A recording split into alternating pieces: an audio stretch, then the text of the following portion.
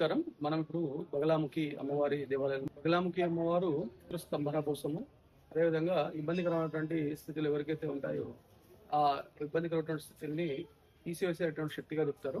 అది కాకుండా అమ్మవారు ఎంత శక్తివంతురాలంటే రాజుని పేదవాడిగా, మూగవాడిని అత్యంత మాట్లాడేటువంటి ఒక వాక్చాతుర్యం వ్యక్తిగా, అదేవిధంగా ఎవడైతే చాలా కష్టాల అయి ఉంటాడో వాడిని మహారాజుగా మార్చేటువంటి శక్తి ఈవిడకు ఉంటుంది.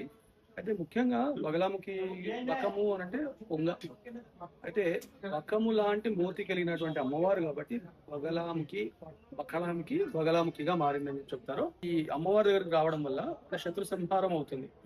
శత్రు సంహారం అంటే మనము చాలా వరకు ఏమనుకుంటాము, మనుషులు కనిపించేటువంటి మనుషుల యొక్క వాళ్ళు చేసేటువంటి అరాచకాలని, వాళ్ళు చేసేటువంటి పాపాలని శత్రువులుగా భావిస్తున్నాం. కానీ అంతర్గతంగా మన లోపల ఉండేటువంటి అరిషడ్ వర్గాలు ఏవైతే ఉన్నాయో వాటిని శత్రువులా భావించి ఆ వాటిని సమర్పించాల్సి ఉంటుంది.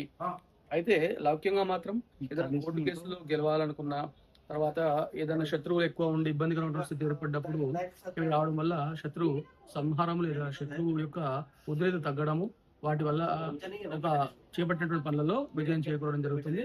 ఇది బగలాముఖి లేదా బకలాముఖి అనే అమ్మవారి చిన్న వృత్తాంతము. ఈ అమ్మవారు పీత వస్త్రాలు అంటే పసుపు రంగు వస్త్రాలు ధరించి, పసుపు రంగు మాల ధరించి చక్కగా దర్శనమిస్తుంటుంది.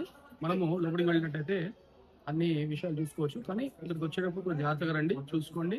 ఇక్కడ చక్కటి హోమాలు, అభిషేక హోమాలు, కామాఖ్య తర్వాత అంత శక్తి, అంత స్థాయిలో పూజలు జరిగేది రెండే చోట్ల. బగలాముఖి అమ్మవారి నమస్కారం.